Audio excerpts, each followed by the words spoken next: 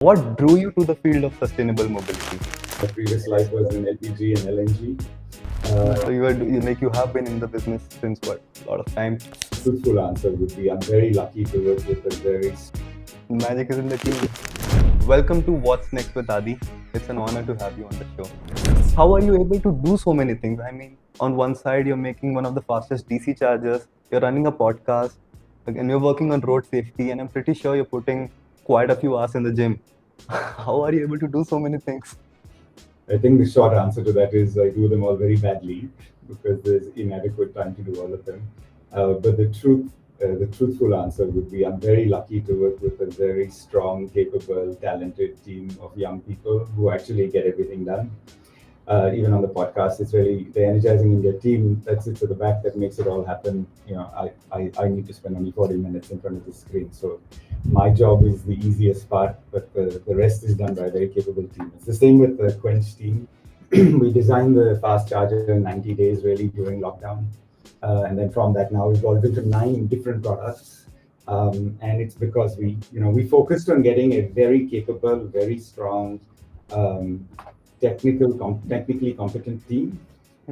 We're also very well balanced between men and women. We have 50% women in the Quench management team, and also a very good spread of people from North and South India. So I think we bring all these competences to make a little bit of magic, and that's why it all comes together so well. So I have very little bit to do with it, Aditya. Magic is in the team.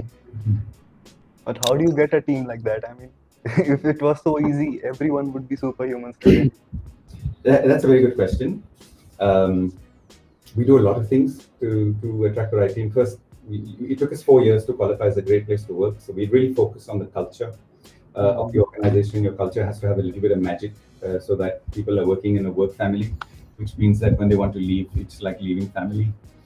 We work around 4 core values in our business, and those 4 are to always stay hungry, to always be brutally honest, to continuously innovate, and to be deserving of all the profits that we make. So you can't be deserving unless you are innovative and are brutally honest and are hungry. And I think the core values is what attracts people to work for us. So we recruit. That's like one of the first questions in our interviews. And if people don't know our core values and can't explain why they like our core values, then we don't continue with the interview.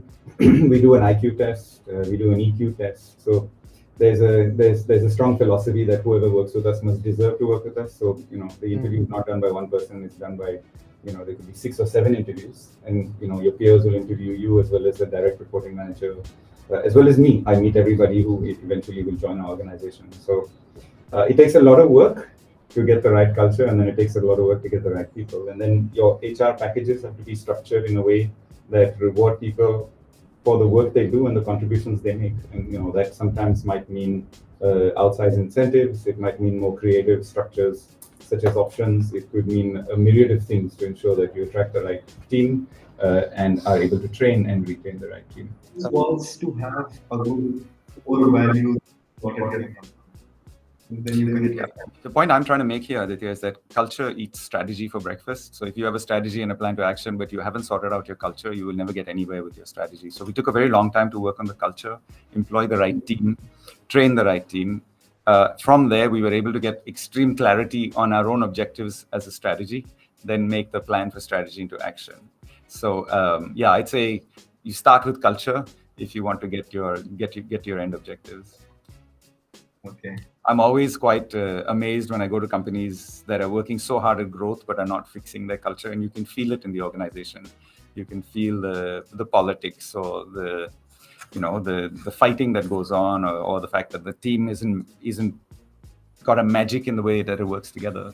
So if you look at how the Australian cricket team, for example, went from being decimated in the mid 2000s to all the crises they had with the match fixing or the ball tampering and all those sorts of things, to where they are today, they went back to fix their culture. They spent 4 years fixing the trust between the players and the team, fixing the culture of the team to being a winning team rather than a team of winners. And that's why they're back up, the charts again today. And I think that's a fantastic euphemism for how an organization should work. You have to spend a lot of time on culture. So, also, What are one of your biggest lessons that you have learned as an entrepreneur in the EV industry? Because